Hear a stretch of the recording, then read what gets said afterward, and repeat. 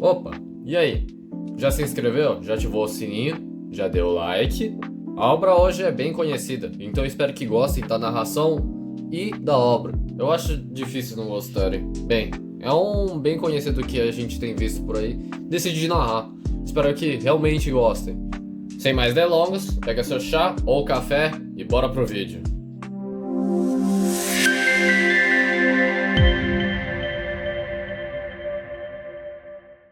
Em uma prisão cheia de criaturas místicas como minotauros, gárgulas, lá estava o nosso protagonista, dizendo que foi traído e que não era pra ele morrer assim, ou pelo menos não como um perdedor. Então o prota finalmente se apresenta.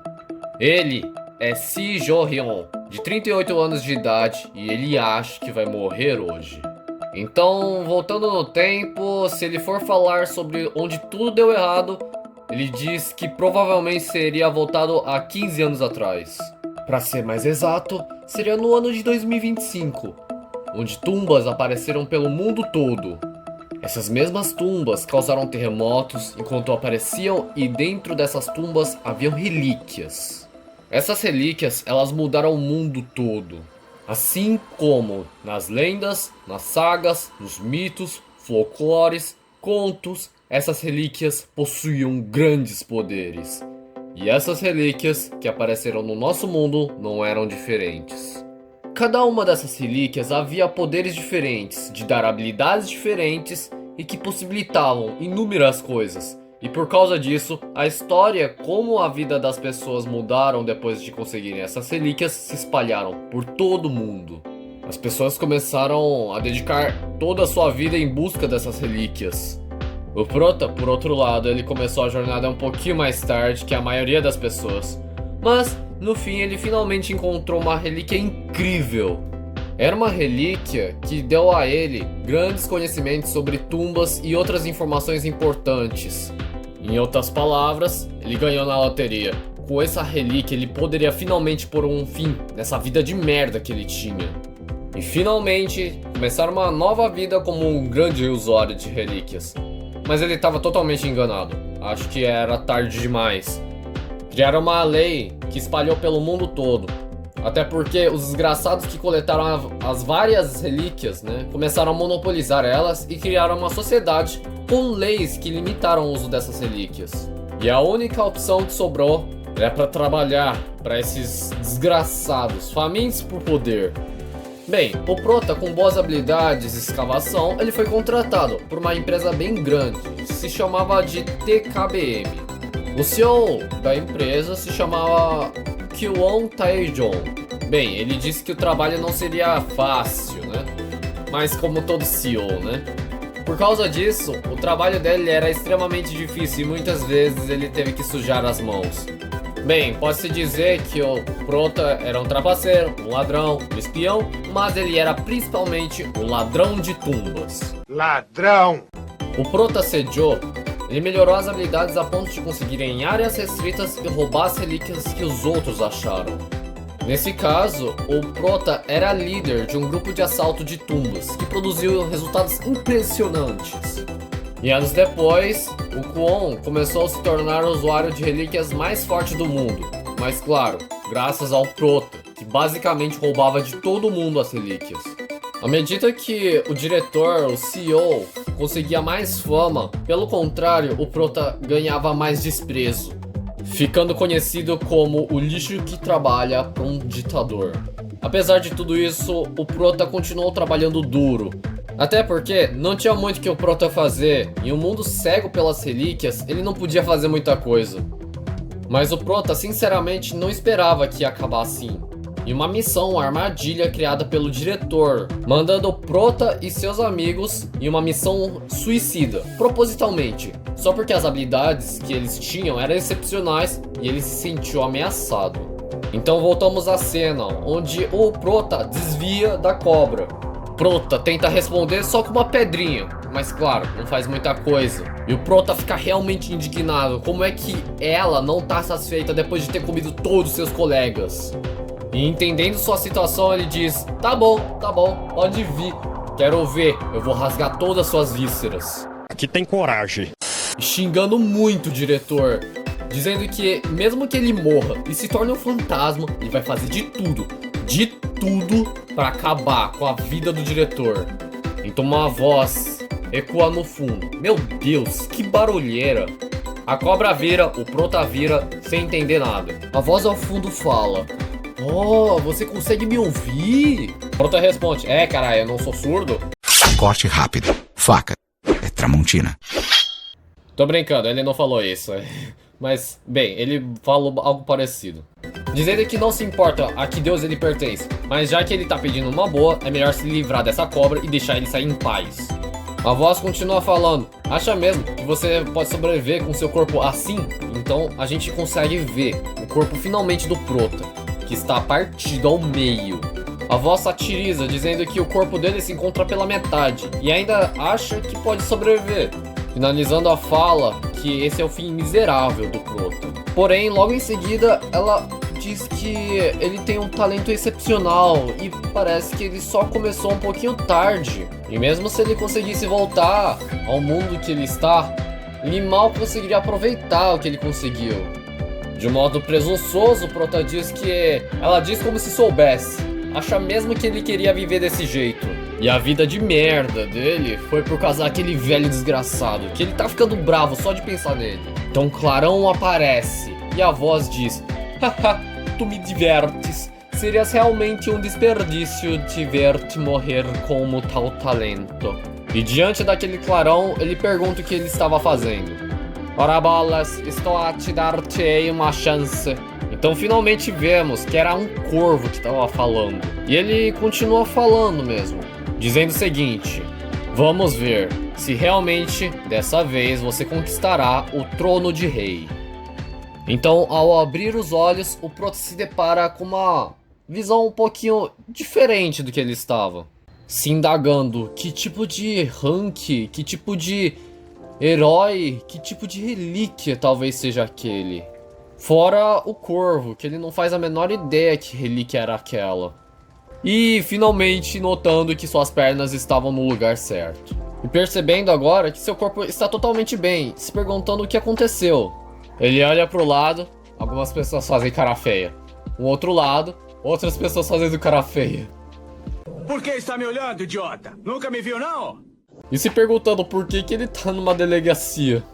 Policial na sua frente, ele pede a identidade do prota, né? E mais algumas coisas. E principalmente, passa logo, eles não têm a noite toda pra resolver isso. O prota continua pensando, aquilo que ele fez foi o corvo? Foi um sonho ou talvez alucinação? Não sei o que foi. Enquanto o policial de fundo, obviamente, está bravo, né? Ele só quer a identidade, o seu nome. Pelo contrário, ele vai enlouquecer. O amigo dele de lado já tava bem. Ele já tava aceitando a situação, né? Ele já desistiu. Nossa, eu vou chorar. Pode chorar.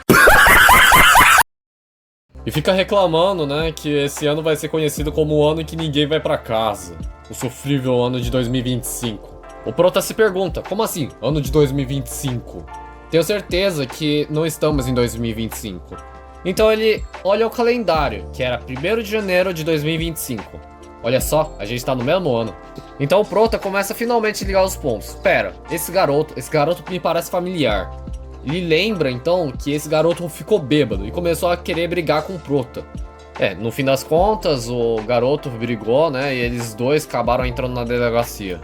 E ele começa a nem acreditar que ele voltou 15 anos. Então aquela voz do corvo repete aquela frase novamente.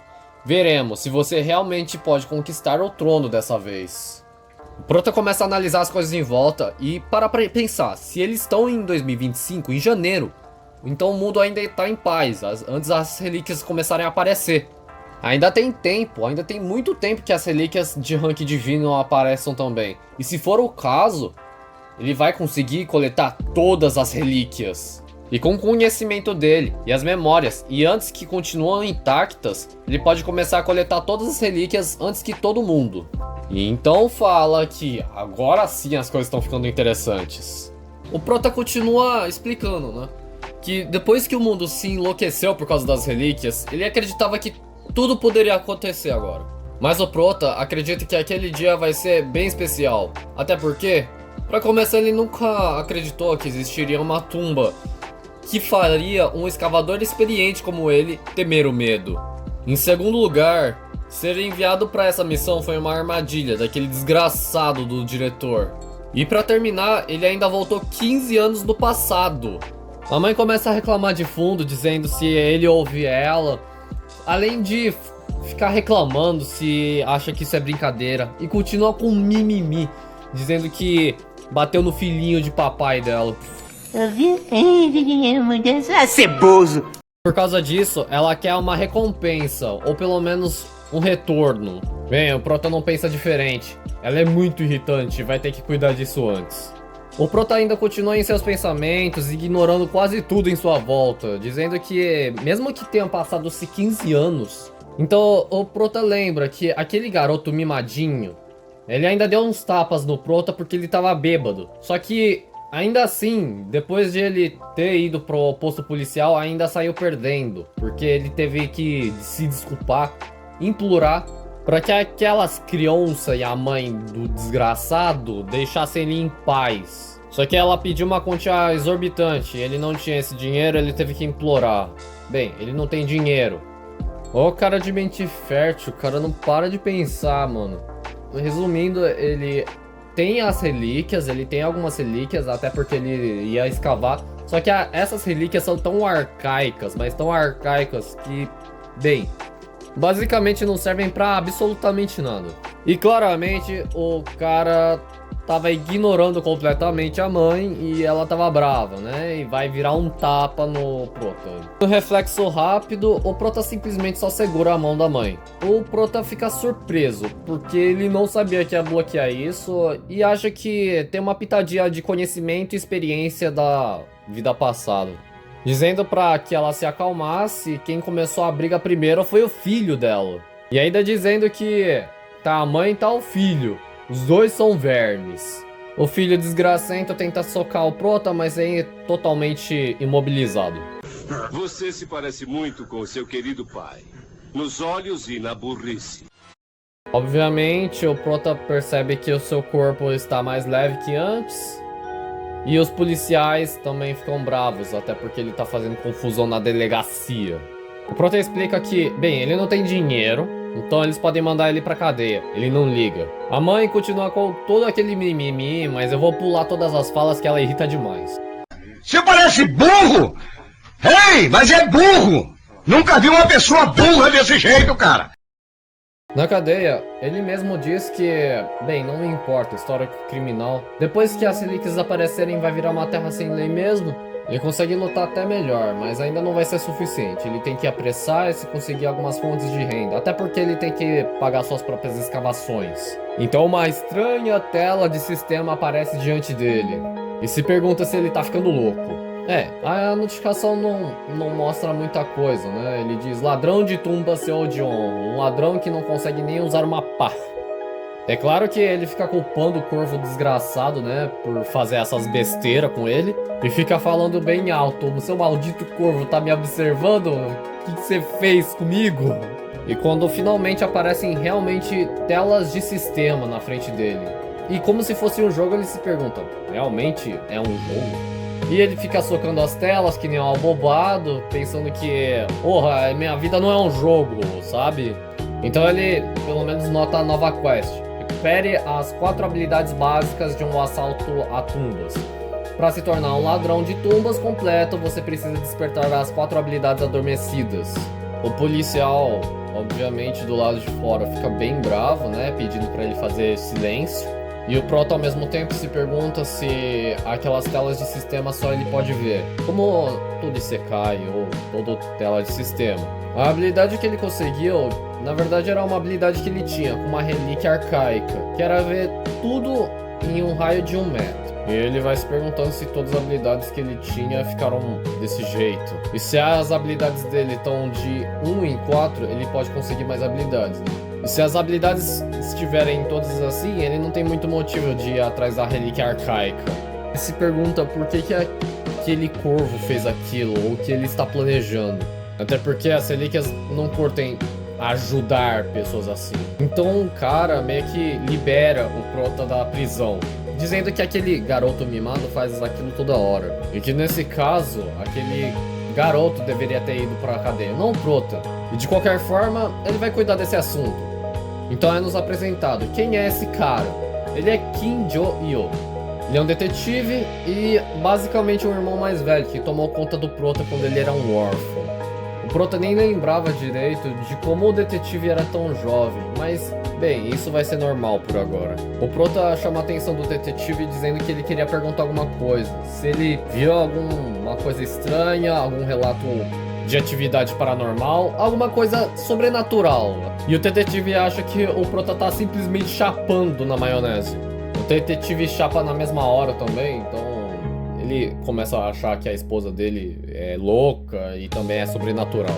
De qualquer forma, o detetive pede pro Prota descansar.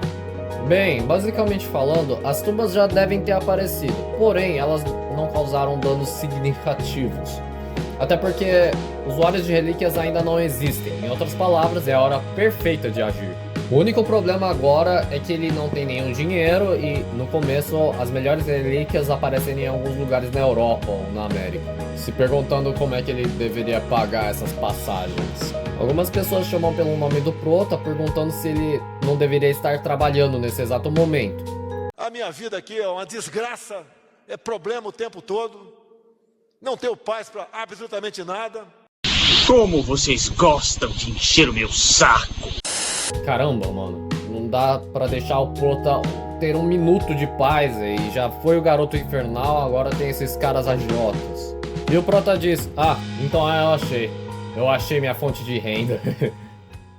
E esse bobão e esse idiota que chamou pelo nome do Prota, esse cara se chama Park Kyun-tae. Ele originalmente era como um ladrão de rua, mas agora trabalha como especialista em arte. Ele trabalha junto com a irmã mais velha, a Park Hyun-jo, e os dois cuidam de uma galeria de arte, mas eles não servem pra nada, além de causar problemas. E continua falando que quando ele estava na escola, ele precisava de dinheiro, e bem rápido, então ele acabou trabalhando pra eles por um tempo. Mas na verdade ele só planejava trabalhar um pouquinho e sair. Mas esses dois irmãos não deixaram o Prota sair facilmente, e basicamente ele ficou trabalhando até os seus 20 anos. Mas não é como se ele fosse inútil, ele também fez seu trabalho, só que nem respeito ele ganhou. E fora que mantiveram o Prota como se fosse um animal, mantiveram ele com um laço no pescoço dele e ainda ameaçando com dinheiro. O loirinho fica a pé da vida e leva um soco na cara. E dá um aviso que não quer mais trabalhar para aquela chefe. E avisando que o salário atrasado e as indenizações ele quer agora. O agiota Park, né, ele tira uma sátira com a cara do Prota e que logo vai pra cima, dizendo que quem é o Prota pra dizer essas coisas? Bem, figurante é figurante, ele tomou um soco na cara. E mais uma joelhada. As pessoas em volta ficam surpresas com a velocidade do Prota. E assim todo mundo vai pra cima do Prota, levando uma cotovelada, um chute e todo mundo cai no chão. Acabou.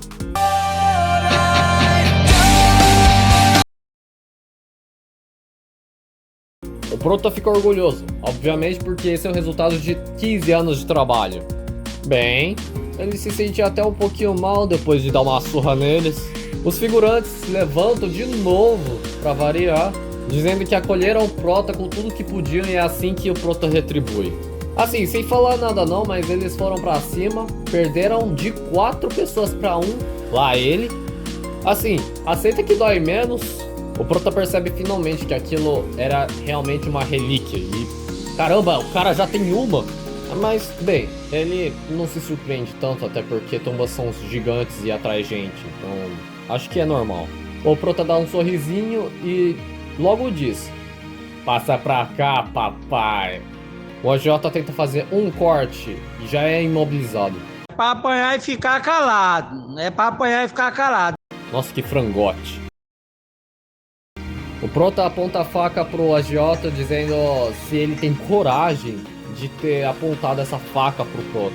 Os outros figurantes vêm à sua direção, só que agora o Prota portando a faca Agora sim ele vai utilizar essa relíquia direitinho. E fala que vai ensinar eles como é que se usa realmente uma relíquia. Então aquela relíquia revela a verdade. Ela tem a habilidade de ver os órgãos internos de uma pessoa. O Prota some, dando vários cortes já, enquanto os bebês chorões começam a reclamar. O Prota diz que o corte nem foi tão fundo, mas se eles recusarem o dinheiro, as coisas podem ficar um pouquinho piores. E o Prota simplesmente exige o que ele precisa: dinheiro. Então eles finalmente concordam. A irmã do outro lado do telefone ainda reclama, né, que eles perderam dinheiro para uma pessoa só e ainda foram furtados. O agiota figurante toma uma bronca da sua própria irmã, obviamente porque ele tomou um pau e ele tava em 4. E a irmã reclama exatamente disso, porque isso não faz o menor sentido eles terem perdido para uma pessoa só. Só que é o seguinte, ele explica que até ontem ele não tinha nada de luta, mas ele mudou completamente de ontem para hoje. O agiota tentando se explicar para seu irmão que eles perderam no furto, né? Então a gente volta um pouquinho antes, onde eles estavam realmente sendo furtados. Basicamente, o que eles perderam foi dinheiro em relíquias. Pelo claro motivo de estarem com medo de apanhar mais. Acho que é um problema válido.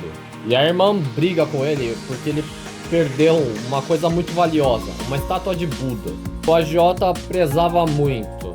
E a irmã novamente fica muito brava porque perderam uma coisa valiosa e pede para recuperar ela.